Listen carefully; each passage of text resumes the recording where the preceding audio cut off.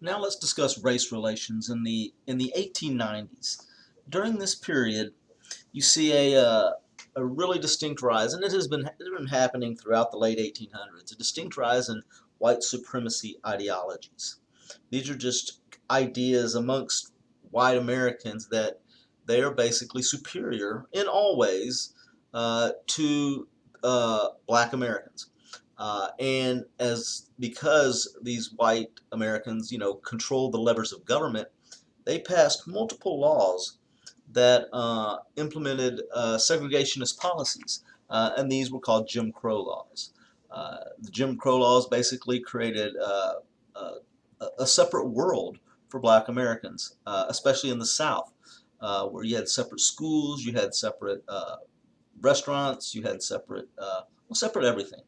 Also, an important factor in this, and the reason they were able to pass these laws, was because of increased black disenfranchisement or preventing black people from going to the polls and voting.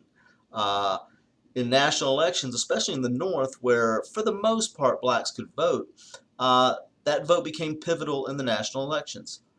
And because of this, a lot of the primaries were in the South, especially, which is primaries are the elections before the general election, became because state laws dictate the rules regarding the state primaries. Poll taxes, literacy tests, and grandfather clauses, including and also just white primaries, were laws that were passed in the South to prevent blacks from voting.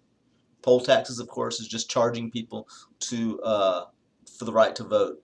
Literacy tests, basically, it would be a test that would test the legal or constitutional literacy of people.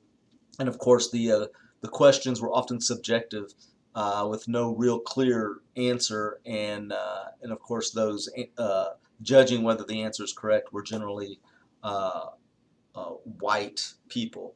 And then grandfather clauses, which is one of the most clever and maybe most heinous of the obstacles to voting. The grandfather clause basically says that you can vote in our state if your grandfather was eligible to vote in this state.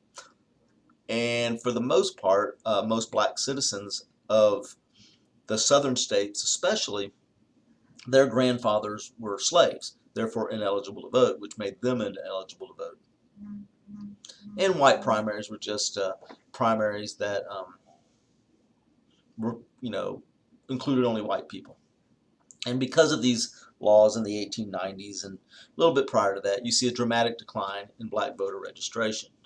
Now, these were challenged. These laws were challenged in the court system. The Supreme Court rulings in the civil rights cases of 1883, they ruled that private individual and organizations could discriminate.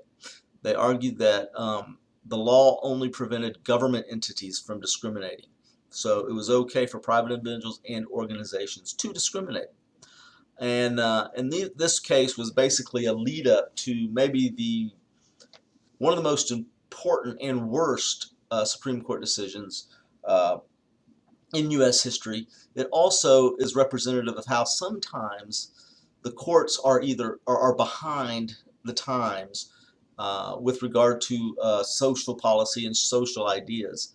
Because during the 1890s, people were becoming more and more accustomed to and embraced more the idea of civil rights and equal rights. But the Supreme Court ruled in the court case of Plessy versus Ferguson in 1896 that states have the right to pass laws segregating public facilities.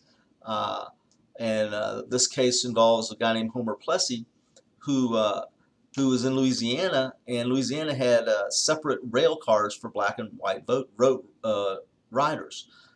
And he was 1/8. Homer Plessy was 1/8 black, which made him legally black in Louisiana. And so he decided to challenge the law and ride on the white car. And he was arrested and convicted of breaking the law and fined and stuff. But he sued uh, and appealed all the way up to the Supreme Court, challenging it, saying that that law violated the 14th Amendment's, equal protection of the laws clause. Of course, the Supreme Court ruled against him, saying that, well, it may have been a different car, it may have been a segregated rail car, but it was separate, but it was equal because you got to the same place at the same time. And so basically, this ruling put into law the concept of separate but equal, which of course extended to separate but equal, quote unquote, separate but equal schools and things like that. The results of these tensions were violence and more white supremacists taking control of local politics. The black response to racism and segregation, the founding of the NAACP, whose stated goal when they founded the NAACP was to overturn separate but equal and Plessy versus Ferguson, and they would do everything they could to do that through the judicial system. Some important people in the civil rights movement, some important black activists in the civil rights movement include Ida Wells, Booker T. Washington, who was an accommodationist, and W.E.B. Du Bois, who was a no accommodationist. And what we mean by accommodationist and no accommodationist is, and this is important, is that accommodationists, like Booker T. Washington said, we must accommodate or accept kind of the segregated society and the unequal society as it is, and take this opportunity amongst ourselves to become economically viable on our own. And once we do that, we become economically viable on our own without the help of the white community, then we will more likely be able to achieve equality in society. So accommodate, he said, the segregationist policies. W.E.B. Du Bois said no accommodation. He said the Constitution of the United States says all people are created equal, or at least the 14th Amendment does, and the Declaration of Independence says all people are created equal. And he said that's not something we should have to wait for. That is something that is written into the very pillars of our society. Therefore, we demand equality now, and we're not going to accommodate these people who want to discriminate and segregate. But in the end, the segregation created new economic opportunities for the black community.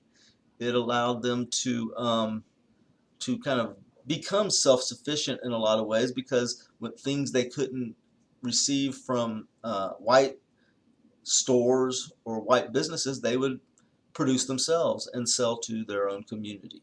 So it was an opportunity. And here are just a couple of pictures of Booker T. Washington and W.E.B. Du Bois. Both of them were very intelligent, very articulate, and very active and they defended their beliefs, accommodation versus no accommodation.